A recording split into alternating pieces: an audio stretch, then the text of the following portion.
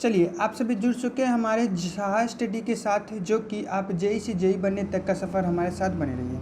चलिए, हम ज़्यादा समय आपका ना लेंगे, हम अपने पहले नंबर क्वेश्चन की ओर चलते हैं। यहाँ पे आपको मैं पहले बता दूँ कि यहाँ पे मोस्ट सेलेक्टेड क्वेश्चन आपको यहाँ पर दी जाती है, जो कि पिछले गत वर्षों से पूछी गई क्वेश्चन एक बार नहीं, दो बार नहीं, बल्कि 5 बार से अधिक एक ही क्वेश्चन को बार बार एक नए अंदाज और अलग अंदाज में पूछा जाने वाला ये डिफरेंट टाइप का क्वेश्चन है। लेकिन अगर आप इसे प्रैक्टिस करते हैं तो इस आधार पे आप इसी तरीके से कई क्वेश्चन यूं ही बना सकते हैं। चलिए, हम शुरू करते हैं पहले नंबर क्वेश्चन की ओर कि क्या कह रहा है। जानेंगे इसके पूरे डिटेल के साथ, ऑल ऑप्शन के डिटेल के साथ जानेंगे कि कौन सा ऑप्शन क्या डिटेल है, फुल ऑप्शन की डिटेल के साथ जानेंगे। ठीक है, आपको यहाँ पर एक से कई तरह के क्वेश्चन जानने को मिलेंगे। हमारा पहला नंबर क्वेश्चन है, when used in road work में when used in road work the coefficient of hardness, यहाँ पर याद रखिएगा, कह रहा है coefficient of hardness of a stone should be greater than, यानी कि रोड वर्क जो हमारा रोड बनता है ना, रोड वर्क में coefficient of hardness, road work में जो स्टोन यूज होता है उस स्टोन की कोफिशिएंट ऑफ हार्डनेस कितनी होती है, ये हमारा यहाँ पर पूछ रहा है। जो आप देखते होंगे कंक्रीट का जो रोड बनता है कंक्रीट का, उसमें जाहिर सी बात है गिट्टी की तो यूज होगी, स्टोन की तो यूज होगी। तो वो क्या कोई भी स्टोन उठा करके डाल दिया जाता है कि हाँ ये वाला स्टोन लाए, ये वाला लाए और बस यही वाला डाल दिए, कि उसके पहले उससे उस स्टोन का टेस्ट किया जाता है कि उसकी स्ट्रेंथ कितनी है, उसकी मजबूती कितनी है, वो कितना लोड सहने की क्षमता है इस स्टोन में। तो वही कह रहा है कोफिशिएंट ऑफ हार्डनेस कितनी होनी चाहिए रोड वर्क के कंस्ट्रक्शन के यूज में, क्योंकि तो रोज़ बनता है नहीं। तो चलिए आपको हम पहले बता देते हैं। कोफिशिएंट ऑफ हार्डनेस अगर 13 से अगर कोफिशिएंट ऑफ हार्डनेस बिलो हुआ तो ये सॉफ्ट रॉक हो जाएगा। सॉफ्ट रॉक यानी कि आप इसे स्टोन भी कह सकते हैं, सॉफ्ट स्टोन हो जाएगा। कितना?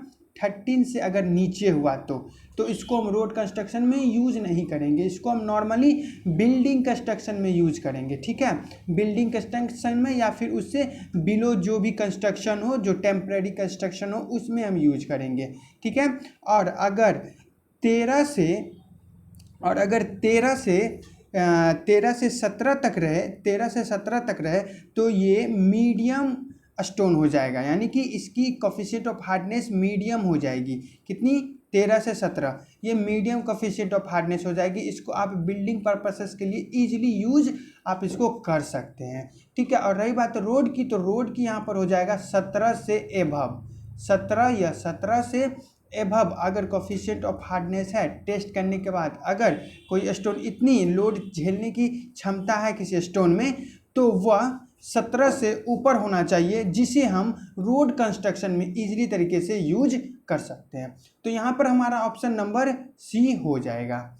ठीक है, चलिए चलते हैं इसी के साथ अब दूसरे नंबर क्वेश्चन की ओर कि क्या कह रहा है। हमारा दूसरा नंबर क्वेश्चन है, the crushing stone of good stone used in construction building most not be less than, यानी कि आप इसकी लैंग्वेज समझिए। क्रशिंग स्टोन यहाँ पे कह रहा है कंस्ट्रक्शन साइट पे, यानी कि जब भी कोई बिल्डिंग बनाते हैं, गवर्नमेंट हो प्राइवेट बिल्डिंग हो, कोई भी बिल्डिंग बनाते हैं, उसमें जो स्टोन जो यूज होगा, जो उसमें स्टोन यूज होगा वो कौन सा होगा, उसकी क्रशिंग स्ट्रेंथ कितनी होगी, कितना से कम नहीं होना चाहिए, मिनिमम कितना होना चाहिए, कितना से अधिक होना चाहिए। तो हमारा यहाँ पर ये कह रहा है, आप यहाँ पर कोई भी स्टोन नहीं डाल सकते हैं बिल्डिंग कंस्ट्रक्शन में। आप चाहे बीम का कंस्ट्रक्शन कर रहे हैं, या फिर आप कॉलम का कंस्ट्रक्शन कर रहे हैं, या फिर आप स्लैब का कंस्ट्रक्शन कर रहे हैं, तो इसमें आप कोई तरीके का कोई भी स्ट्रेंथ का स्टोन नहीं डाल सकते हैं। उसके लिए कम से कम आपको यहाँ पर 100 मेगापास्कल का स्टोन क्रशिंग स्ट्रेंथ होना चाहिए उस स्टोन की, आप वो डाल सकते हैं। या फिर उससे ज़्यादा अगर आपको ज़्यादा स्ट्रेंथ की बिल्डिंग चाहिए जो कि आपको ज़्यादा ड्यूरेबल होगा, तो यहाँ पर हमारा ऑप्शन नंबर बी हो जाता है। ठीक है, बी हो जाएगा ही इसका ऑप्शन होगा। ठीक है, चलिए इसी के साथ चलते हैं हम अपने दूसरे नंबर क्वेश्चन की ओर कि हमारा दूसरा नंबर क्वेश्चन क्या कह रहा है।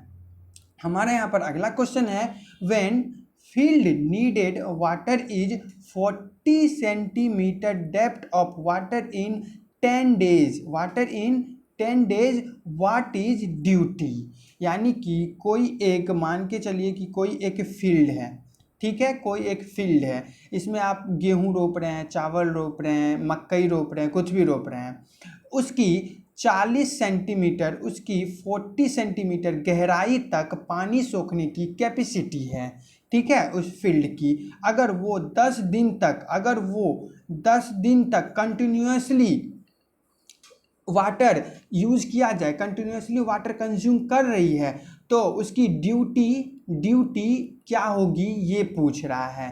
तो चलिए, आप ड्यूटी का फॉर्मूला जानते होंगे, 8.64 इंटू B/D, ठीक है। चलिए, बहुत ईजी है, कोई दिक्कत नहीं है, बनाते हैं आपके साथ। यहाँ पे चलिए हम पुट करेंगे 8.64 इंटू B क्या हो जाएगा, तो आपको यहाँ पे 10 डेज हो जाएगा, और D क्या हो जाएगा, यानी कि डेप्थ ऑफ वाटर, तो कितनी है इसकी, 40 सेंटीमीटर है, किसकी, डेप्थ ऑफ वाटर 40 सेंटीमीटर है।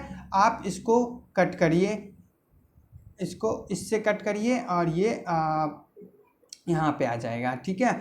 अगर आप इसको करते हैं तो 216 आ जाएगा, आप इसको कैलकुलेट करके देख सकते हैं, 216 आ जाएगा 10 डेज में, और यही इसका ड्यूटी है, ठीक है।